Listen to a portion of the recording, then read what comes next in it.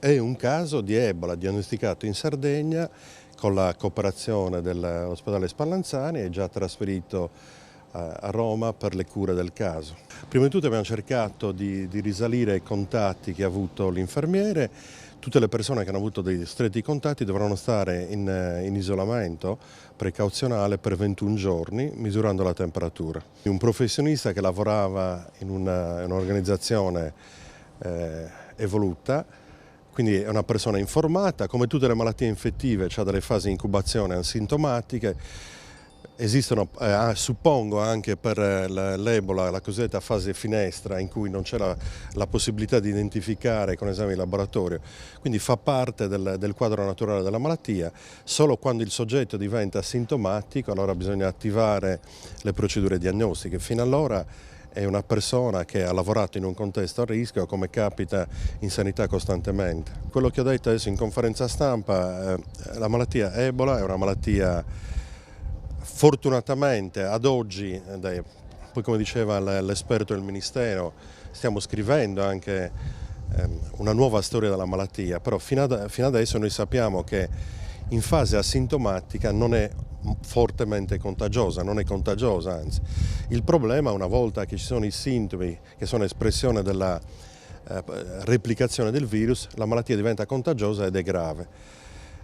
Noi dobbiamo aver paura come sardi del fatto che stanno aumentando altre malattie che stiamo sottovalutando, malattie sessualmente trasmesse come la sifilide, sta aumentando l'HIV perché abbiamo abbassato la guardia.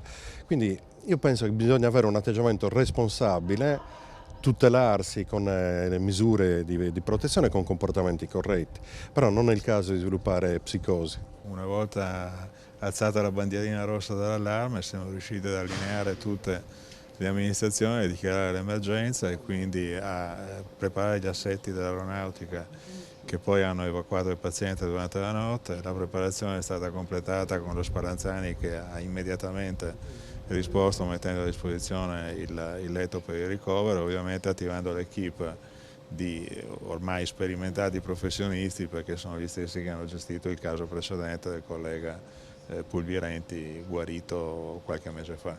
Saranno i clinici, immagino, nel corso della giornata a definire quale sia il livello di chiamiamola salute del collega, insomma. Comunque aveva già un calo piastrinico, respirava piuttosto bene, era assolutamente vigile, orientato, quindi insomma vediamo che cosa succede nei prossimi giorni. Lo Spallanzani diramerà un bollettino al giorno in modo tale di chiarire in maniera assolutamente trasparente che cosa accade e quali sono i presidi clinici che verranno utilizzati.